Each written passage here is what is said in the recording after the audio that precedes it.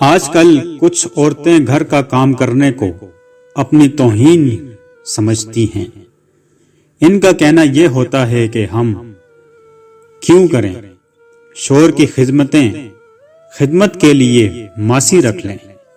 کیا اپنے گھر کی یا اپنے شوہر کے کام کرنے سے بیوی نوکرانی بن جاتی ہے؟ ہرگز نہیں۔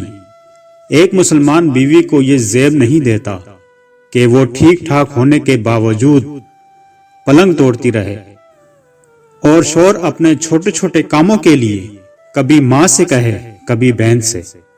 یہ تو محبت ہوتی ہے کہ شوہر کی چھوٹی چھوٹی ضروریات کا خیال رکھے، اس کی خدمت کرنے کو اپنی شان سمجھتی ہیں۔ حضرت عائشہ رضی اللہ تعالی عنہا کی خدمت گزاری کا یہ عالم تھا کہ گھر میں اگرچہ خادمہ موجود تھی، حضرت عائشہ رضی اللہ تعالی عنہا آپ صلی اللہ علیہ وسلم کا کام خود اپنے ہاتھ سے انجام دیتی تھیں۔